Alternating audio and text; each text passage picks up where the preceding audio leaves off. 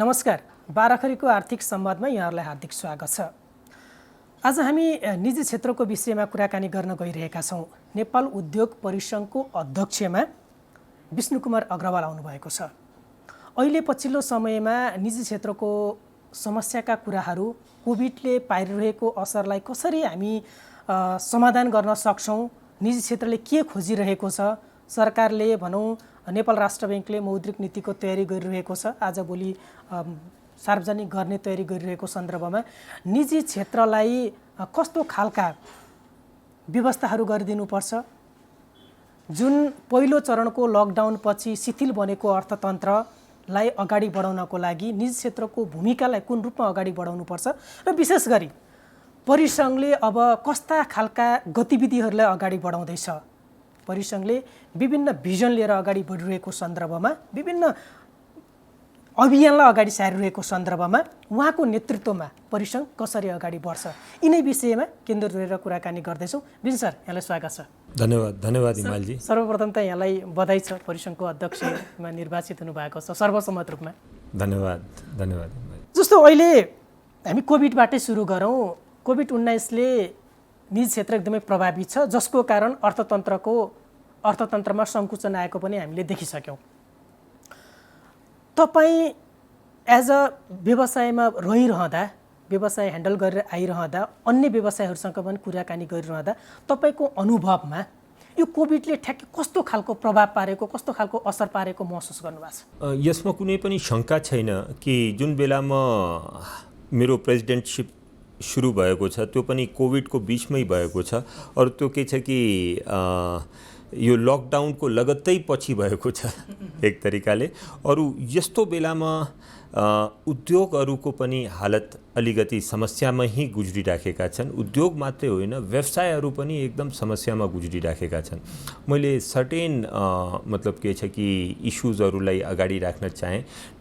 जुन बेलामा lockdown announce भएको थियो त्यो बेलामा करिब 30-40% उद्योगहरू बन्द थियो, तर लकडाउनको बेलामा केही नेसेसिटी प्रोडक्ट्सको उद्योगहरू बाहेक मोटामोटी 80देखि 85% उद्योगहरू सबै बन्दै भएका थिए।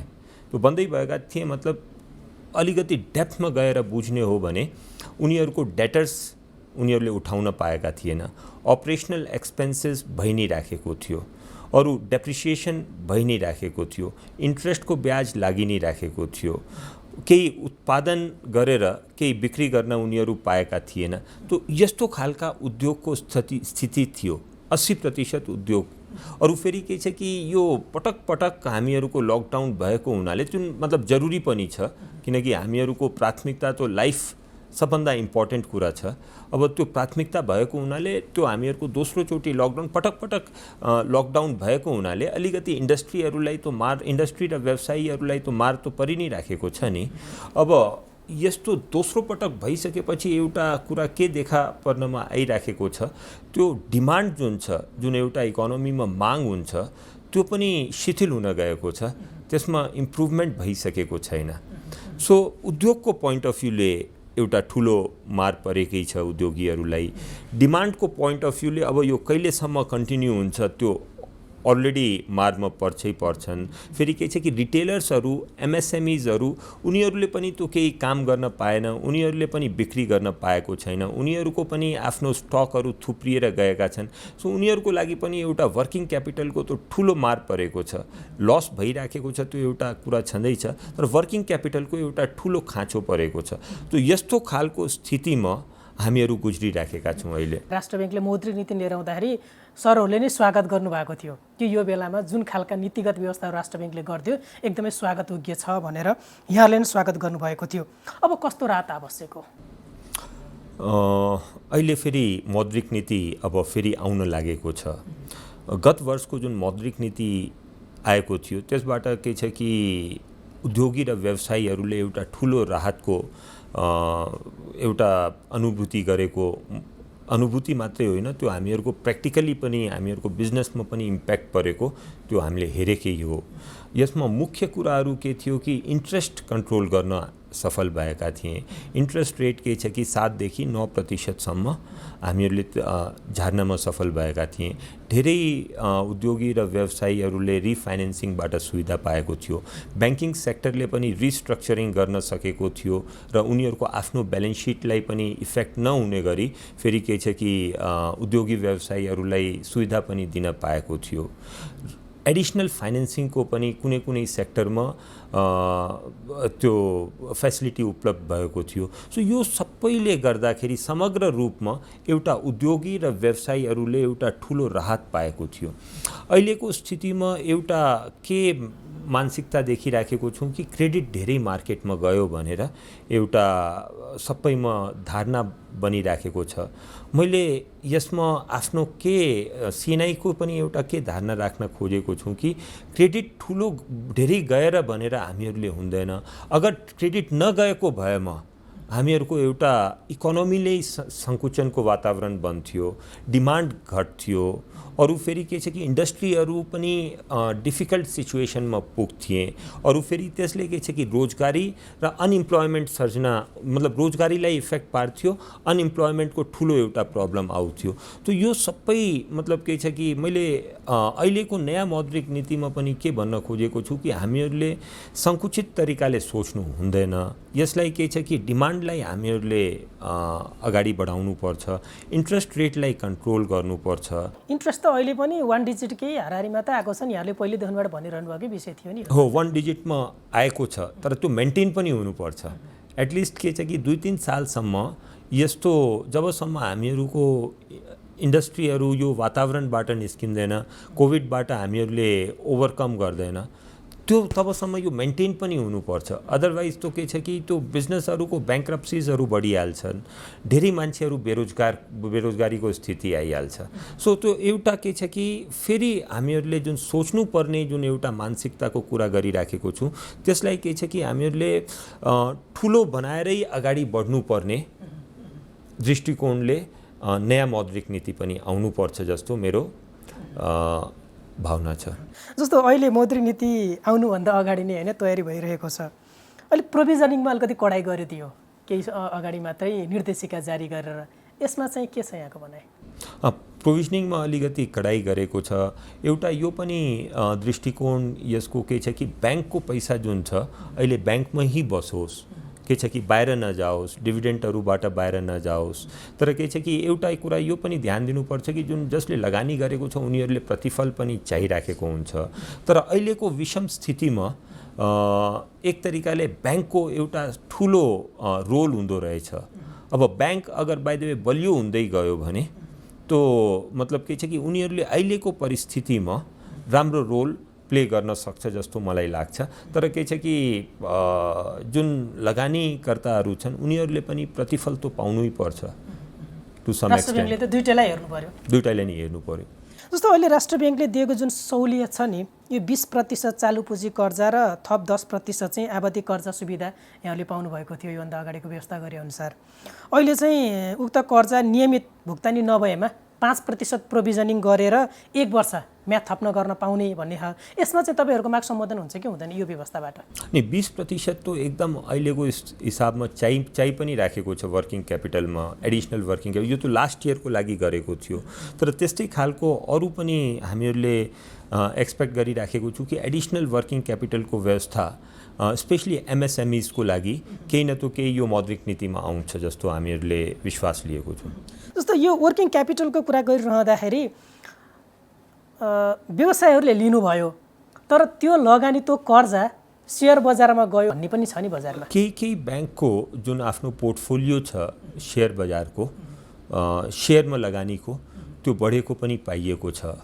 तर त्यसले के छ कि त्यति ठुलो मात्रामा मतलब के छ कि पैसाहरू जुन छ सेयर बजारमा लगेको या मतलब के छ कि जुन इन्डस्ट्रीहरूको ठाउँमा या व्यवसायीहरूको ठाउँमा त्यस्तो त मलाई स्थिति लागेको छैन। केही ब्याङ्कहरूको बढेको छ तर त्यति ठुलो क्वान्टिटीमा बढेको छैन। अब के छ कि गभर्मेन्टले मतलब अरू फेरि के छ कि यसले इन्डस्ट्रीहरू पनि धेरैवटा इन्डस्ट्रिजहरू पनि पहिले यस्तो स्थिति थिएन, मात्रै ब्याङ्किङ इन्स्टिट्युसन्सहरू या मतलब के छ कि इन्स्योरेन्स इन्स्टिट्युसन्सहरू या गभर्मेन्टका इन्स्टिट्युसन्सहरू मात्रै सेयर बजारमा जान खोजिराखेका थिए। आजको दिनमा हेर्नुहोस् मतलब डिफ्रेन्ट सेक्टर्सबाट उद्योगी र व्यवसायीहरू सेयर मार्केटमा जान खोजिराखेको छन्।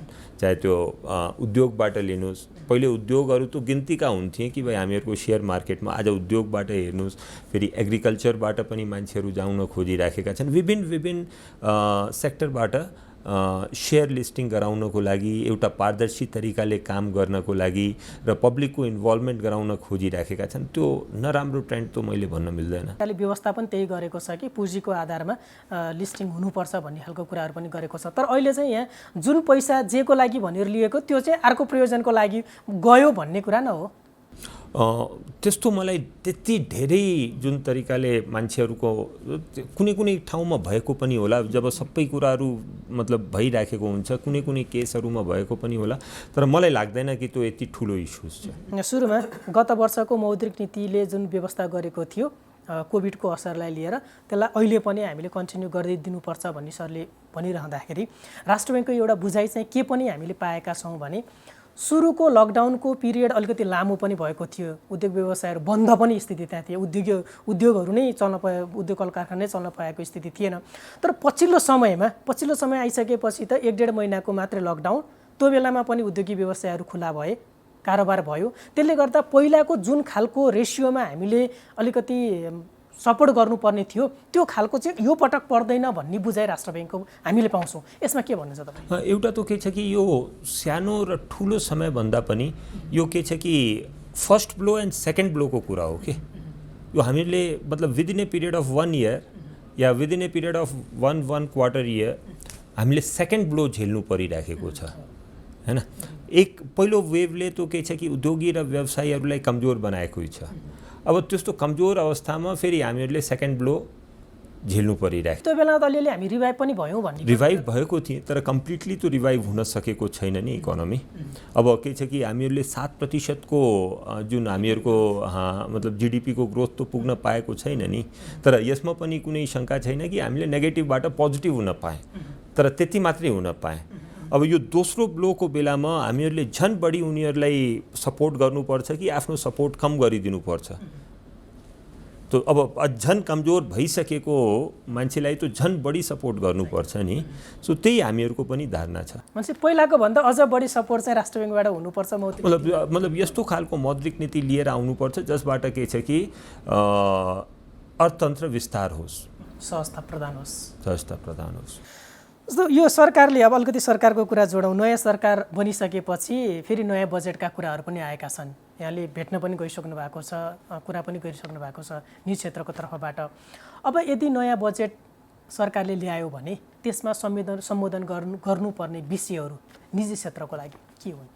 मलाई लाग्छ कि यो पल्ट सेक्टर स्पेसिफिक बेसिसमा हामीहरूले अनुदानहरू दिनुपर्छ। जुन सेक्टर एकदमै इम्प्याक्टेड छन्, जो सेक्टरमा मतलब के छ कि एकदमै यो सेकेन्ड ब्लोबाट भनौँ या सेकेन्ड वेभबाट भनौँ जुन एकदमै प्रभावित भएका छन्, त्यस्ता सेक्टरहरूलाई हामीहरूले मद्दत गर्नुपर्छ।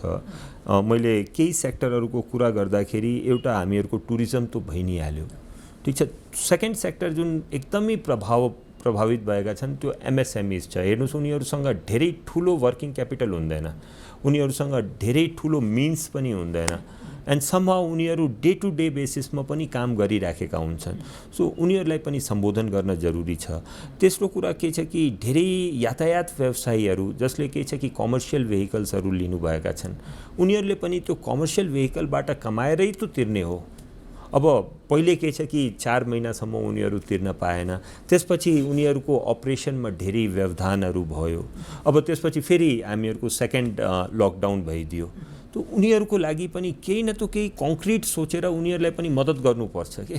अरू अहिले भविष्यमा पनि मान्छेहरूको चाहना जुन छ पब्लिक ट्रान्सपोर्टमा घटिराखेको छ, तो उनीहरूलाई पनि कसरी हुनसक्छ ब्याङ्कहरूको इन्स्टलमेन्ट तिर्नमा हुन्छ या इन्ट्रेस्टको अनुदान दिएमा हुन्छ या यस्ता व्यवसायीहरूलाई पनि हामीहरूले मद्दत गर्नुपर्छ।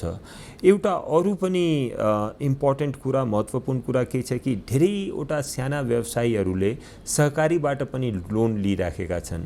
उनीहरूको यहाँ अहिले सरकारको जुन अनुदानहरू छ त्यो पुग्न पाएको छैन, उनीहरूको राहत पुग्न पाएको छैन।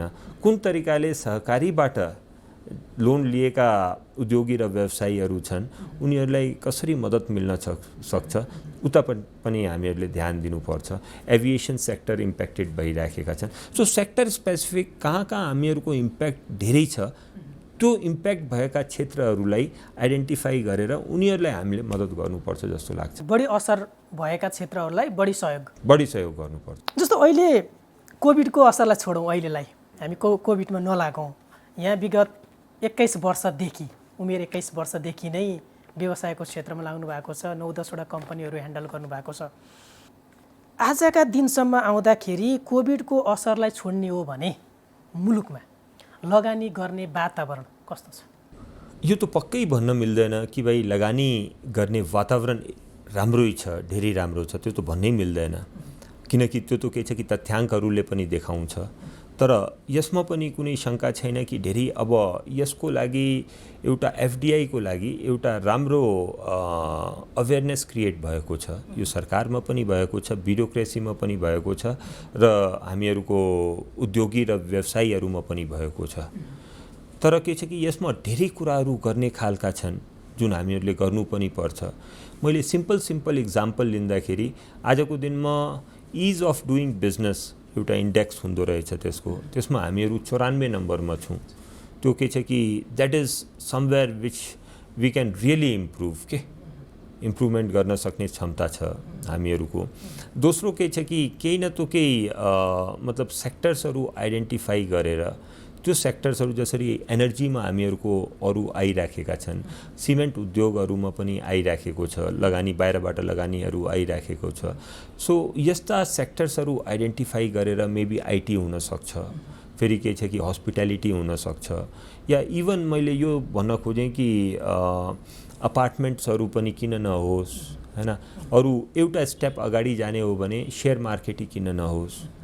So all these kind of sectors are potential for FDIs के मतलब हुन सक्छ कि केही यो सेक्टरहरूबाट मतलब मेन अब्जेक्टिभ के छ कि एफडिआई आइसकेपछि हामीले उसलाई के छ कि नेपालमा राख्न सक्नुपर्छ। जसरी अपार्टमेन्टहरूमा there has to be some kind of कि भाइ 5-6 वर्षसम्म त्यसलाई निकाल्न नपाउने या हामीहरूको लङ टर्म लगानी मात्रै गर्न पाउने, those kind of restrictions, those kind of rules and regulations can be. FDI पनि फेरि कुन सेक्टरमा लिएर आउने भन्ने विवाद पनि त छ नि। सो हामीहरूले उद्योग भनेको त्यो सबै ठाउँमा हामीहरूले खोल्नुपर्छ एफडिआईहरू, हैन।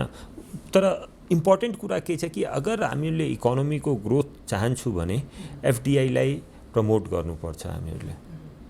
एफडिआई प्रमोट भयो भने स्वदेशी लगानी पनि प्रमोट हुन्छ भन्ने हो।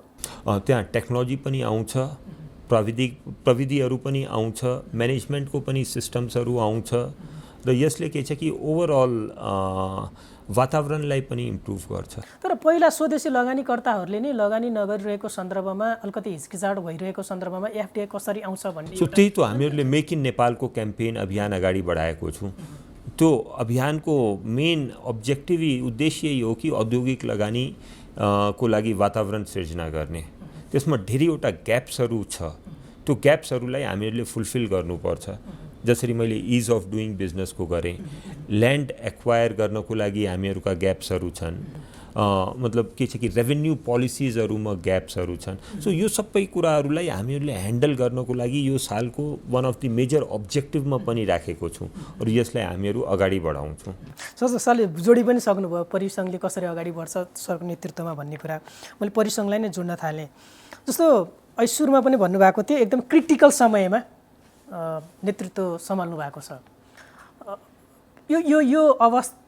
यो चुनौतीका साथसाथै अवसर पनि यहाँको लागि अवसर छ। परिसङ्घलाई कसरी अगाडि बढाउनुहुन्छ?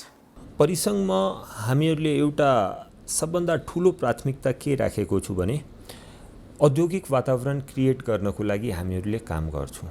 हामीहरू उद्योग र व्यवसायीहरूको एउटा छाता सङ्गठन छौँ अब उद्योगको वातावरण क्रिएट गर्न हामीहरू किन यति प्राथमिकतामा राखिराखेको छौँ, किनकि हामीहरूको यो विश्वास छ कि अगर बाइ द वे औद्योगिकीकरण देशको औद्योगिकीकरण हुन्छ तो के छ कि त्यो विकास जुन छ त्यो दिगो हुन्छ र सस्टेनेबल हुन्छ र लामो समयसम्म जान्छ। अब एउटा म इक्जाम्पल दिन्छु, अगर तपाईँले कुनै पनि उद्योग लगाउनुहुन्छ तो सबभन्दा पहिले के गर्नुहुन्छ, तपाईँले के छ कि लगानी गर्नुहुन्छ, आफ्नो इन्फ्रास्ट्रक्चरमा लगानी गर्नुहुन्छ। त्यो इन्फ्रास्ट्रक्चरमा लगानी र फेरि के छ कि उत्पादन हुने मसिनहरूमा लगानी गर्नुहुन्छ। अब यो गर्दाखेरि यो तो मात्रै उद्योगीको मात्रै तो पुँजी होइन नि, त्यो त देशको पनि तो पुँजी बन्छ। अब त्यस्तो एउटा के छ कि हामीहरूको पुँजीको एकपल्ट लगानी भइसकेपछि अब त्यसपछि तो के छ कि त्यसको लागि रेगुलर बेसिसमा इम्प्लोइमेन्ट क्रिएट हुन्छ, रेगुलर बेसिसमा बिजनेस क्रिएट हुन्छ र एउटा के छ कि त्यो मतलब उत्पादनहरू पनि एउटा सही मूल्यमा बजारमा जाने एउटा स्थिति बन्छ। So from the point of view of employment, from the point of view of capital formation, यो उद्योगको जुन वातावरण बनाउने, उद्योगहरूको स्थापना गर्ने, त्यो सबभन्दा ठुलो उद्देश्य र प्राथमिकता नेपाल उद्योग परिसङ्घले लिएको छ। त्यो कसरी गर्ने? त्यसको उद्योगको मतलब के छ कि वातावरण क्रिएट गर्नको लागि हामीहरूले करिब 33 वटा बुन्दाहरू आइडेन्टिफाई गरेको छौँ। त्यसमा हामीहरूले मतलब के छ कि इज अफ डुइङ बिजनेसको पनि कुरा गरेको छौँ, फेरि के छ कि रेभेन्यूको पोलिसिजको पनि कुरा गरेको छौँ। त्यसको लागि के छ कि कसरी एउटा नेपाली जनतामा पनि यसको आकर्षण कसरी, नेपाली उत्पादनको लागि आकर्षण कसरी बढाउने त्यसको पनि कुरा गरेको छु। गभर्नमेन्टहरूले आफ्नो प्रोक्योरमेन्टमा, किनकि गभर्नमेन्टको प्रोक्योरमेन्ट पनि त्यो ठुलो छ नि, त्यो स्वदेशी सामानहरूलाई कसरी प्राथमिकतामा राख्न सक्छ त्यसको पनि कुरा गरेको छु। कस्ता खालका नियमहरू चाहिन्छ जसले के छ कि नेपाली उत्पादनहरू बाहिर पनि राम्रो त्यसको एक्सेप्टेबिलिटी बनोस् र त्यसको बजार क्रिएट होस्, त्यसको पनि कुरा गरेको छु। यो मात्रै होइन, यो कुरा मात्रै गरेको होइन, फेरि यो सालमा हरेक एउटा इम्पोर्टेन्ट पोलिसिजहरूलाई लिएर हामीले गभर्नमेन्टमा पनि लबी गर्छौँ, हामीले पोलिसी डिस्कोर्स पनि गर्छौँ। सो त्यो हामीहरूको एउटा सबभन्दा ठुलो कार्यक्रममा पनि हामीले यसलाई राखेको छौँ। योभन्दा अगाडि परिसङ्घले लिएको थियो पूर्वाधारलाई बढी फोकस गरेर कार्यक्रम पनि गर्यो। अहिले चाहिँ मेक इन नेपाल भनेर पूर्वाधार पनि हामीले छोडेको छैन। मैले एउटा सबभन्दा ठुलो खुसीको कुरा के भन्न खोजेँ, हामीले पहिलो समिट, पूर्वाधारसँग सम्बन्धित पहिलो समिट हामीले 2016मा गरेको थिएँ, 2015मा गरेको थिएँ सरी। अरू त्यसपछि मैले एउटा कुराको फरक के पाएँ कि धेरै ठुलो अवेरनेस क्रिएट भएको थियो कि पूर्वाधारमा लगानी गर्नुपर्छ, पूर्वाधारलाई अगाडि बढाउनुपर्छ। त्यसले के छ कि टुरिज्मलाई पनि बेनिफिट गर्छ, उद्योगहरूलाई पनि बेनिफिट, एउटा त्यस्तो खालको अवेरनेस र एउटा मतलब के छ कि डेभलपमेन्ट एक्सपेन्डिचरको लागि मतलब के छ कि पूर्वाधारमा लगानी गर्ने त्यो मतलब हामीले क्रिएट गर्नमा सफल भएका छौँ। तो मलाई लाग्छ कि मेक इन नेपाल क्याम्पेनले औद्योगिक वातावरण सृजना गर्नमा पनि एकदम ठुलो टेवा पुर्याउनेछ र मद्दत गर्नेछ। और त्यसले जुन छ हाम्रो अर्थतन्त्रलाई पनि मद्दत गर्छ। त्यसको लागि त्यो योजना सफल बन्नको लागि पनि निजी क्षेत्र प्लस सरकार सँगै काम चाहिँ गर्नुपर्ने हुन्छ। एकदम ऐसरले भन्नुभएको थियो जुन 32-33 वटा जुन बुदा, त्यो त पहिला फेरि राज्यले गरिदिनु पर्यो।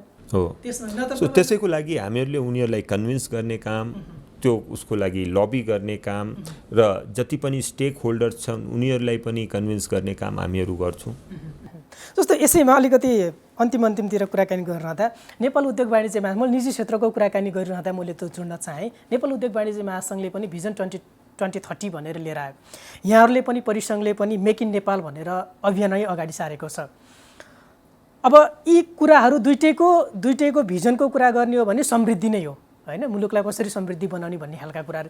यस्ता एजेन्डाहरूमा निजी क्षेत्रको छाता सङ्गठनहरू फरक छन्, महासङ्घ छ, परिसङ्घ छ, चेम्बर छ, यी ठुला जति पनि छन् निजी क्षेत्रहरू एक भएर चाहिँ ती कुराहरूलाई अगाडि बढाउन सक्ने स्थिति रहन्छ कि रहँदैन? हामीहरूले मतलब एफएनसीसीआईसँग या हामीहरूको च्याम्बरहरूसँग धेरै कुराहरूमा आजकल सहकार्य भइराखेको छ। दोस्रो के छ कि एउटा खुल्ला वातावरणमा हामीहरूको इस्युजहरूमा डिस्कसन भइराखेको छ, पोलिसिजहरूमा डिस्कसन भइराखेको छ। सो मलाई पुरा विश्वास छ कि यो वातावरणले हामीहरूको सहकार्य गर्ने धेरै इस्युजहरू भविष्यमा प्रशस्त गर्छ। बढी दबाब दिन पर्ने ठाउँमा चाहिँ एक भएर आउने नत्र अरूमा नआउने भन्ने पनि त छ नि फेरि। नि सबैको आफ्नो छुट्टा छुट्टै धारणा राख्ने धारणा त हुनसक्छ नि। मतलब त्यसले के छ कि हामीहरू कसलाई रिप्रेजेन्ट गरिराखेको छु, एफएनसीसीआईले कसलाई रिप्रेजेन्ट गरिराखेका छन्, फेरि के छ कि चेम्बरले कसलाई रिप्रेजेन्ट गरिराखेको छ, त्यसको माथि पनि अरू सबैले आफ्नो भिन्न भिन्न मत हुने त्यो एउटा स्वाभाविक कुरा होइन। अरू फेरि के छ कि जुन हामीहरूको सबै तीनजनै संस्थाको मैले हेरेको छु, हामीहरूको अल्टिमेट गोल त एउटै हो नि, हामीहरूको देशको समृद्धि नै हो, हामीहरूको अर्थतन्त्रको विस्तार नै हो। त्यसको लागि निजी क्षेत्र बीचको सहकार्य पनि अपरिहार्य हो। त्यो भइ पनि राख्छ। अझै यसलाई बढाउनु पर्ने आवश्यकता यहाँले देख्नुहुन्छ कि देख्नुहुन्न? त्यो पनि बढ्दै पनि जान्छ, त्यसमा पनि कुनै डाउट छैन। आवश्यकता अनुसार बढ्छ, आवश्यकता बढ्दै पनि जान्छ। अब नयाँ सरकार आइरहेको सन्दर्भमा चुनौती छ, सबैभन्दा बढी त कोभिडसँग लड्नुपर्ने चुनौती छ, त्यसपछि अर्थतन्त्रलाई चलायमान बनाउनु पर्ने चुनौती छ। निजी क्षेत्रले देखेको, परिसङ्घले देखेको, यहाँले देख्नुभएको सुझाव, सरकारले तत्काल गर्नुपर्ने कुराहरू, सम्बोधन गर्नुपर्ने कुराहरू के हुन् पोइन्ट वाइज भन्दा? मैले यसको लागि जुन हामीहरूको सम्मान्य प्रधानमन्त्रीज्यूले पनि भन्नुभयो, खोपको व्यवस्था पनि सबभन्दा ठुलो प्राथमिकता हो, त्यही सबभन्दा ठुलो सल्युसन पनि हो, त्यही लङ टर्म सल्युसन पनि हो। अब खोपको व्यवस्थापन कसरी, हालांकि अहिलेको केही समयमा मैले देखेको छु कि यसमा अलिकति गति लिएको छ, अलि राम्रो तरिकाले भइराखेको छ, तर फेरि पनि हामीहरूको अरू देशभन्दा हामीहरू एकदम पछाडि छौँ। खोपको मतलब यसमा धेरैवटा देशहरू के छ कि 20%, 30%, 50%सम्म पनि पुगिसकेका छन्। आफ्नो जति पनि सिटिजन्सहरूलाई, जनतालाई, मतलब 50% जनतासम्म पनि उनीहरूले 2वटा खोप दिइसकेका छन्। तर हामीहरू अहिले पनि धेरै पछाडि छौँ। एउटा खोप मात्रै पनि हामीले 10% जनतालाई दिन मात्रै सक्सेस भएका छौँ। अहिले सायद केही बढेको होला, तर त्यो मेरो विचारमा सबभन्दा ठुलो प्राथमिकता हुनुपर्छ, किनकि त्यसले के छ कि उद्योगीलाई, व्यवसायीहरूलाई, फेरि के छ कि नर्मल जनतालाई पनि कन्फिडेन्स दिन्छ जस्तो लाग्छ। हाम्रो अर्थतन्त्र कति छिटो रिभाइभ होला, यहाँले कसरी हेर्नु भएको छ कोभिडको? किनभने विगतको अनुभवलाई हेर्दाखेरि चाहिँ कति छिटो रिभाइभ गर्न सकिएला र त्यो रिभाइभ गर्नको लागि एकदमै बढी प्राथमिकता राख्नुपर्ने विषय चाहिँ के होला? हेर्नुहोस्, हामीहरूको पास्टको, विगतको हामीहरूका अनुभवहरू लिने हो भने त्यसमा कुनै डाउट छैन कि निजी क्षेत्र एकदम रेजिलियन्ट छ कि। चाहे तपाईँले त्यो द्वन्द्वको कालको तपाईँले आफ्नो अनुभव लिनुहोस्, अघोषित नाकाबन्दीको लिनुहोस्, या फेरि इभन अर्थक्वेकको लिनुहोस्, या हामीहरूको फर्स्ट वेभको पनि लिनुहोस्, हामीहरू रेजिलियन्ट छौँ, हामीहरू बाउन्स ब्याक गर्न सक्छौँ, हामीहरूसँग त्यस्तो खालको क्षमता छ। तर यो भन्दै पनि हामीले ग्रान्टेड पनि लिनु हुँदैन हैन कि भाइ यिनीहरूले त गरिहाल्छ या सबै भइहाल्छ, त्यस्तो खालको हिसाबले हामीहरूले ग्रान्टेड पनि लिनु हुँदैन। हामीहरूले के छ कि वातावरण पनि चाहिन्छ त्यस्तो खालको, अलिकति राहत पनि चाहिन्छ, र हामीहरूको कमिटमेन्टमा कुनै, मतलब निजी क्षेत्रको कमिटमेन्टमा कुनै कमी छैन। हामीले लागिराखेको छौँ, हामीले अर्थतन्त्रलाई चलायमान बनाउनको लागि पनि र आफ्नो सर्भाइभलको लागि पनि काम गरिराखेको छु। तर ग्रान्टेड लिनु भएन, हामीहरूले सहयोग चाहिन्छ यस्तो बेलामा, किनकि उब्नको लागि पनि यो बेलामा अगर बाइ द वे एउटा डन्डी हातमा भइदियो भने हामीहरू अगाडि बढ्नको लागि एकदमै आतुर पनि छौँ। हस्, यस समय र संवादको लागि धेरै धेरै धन्यवाद। धन्यवाद हिमालजी।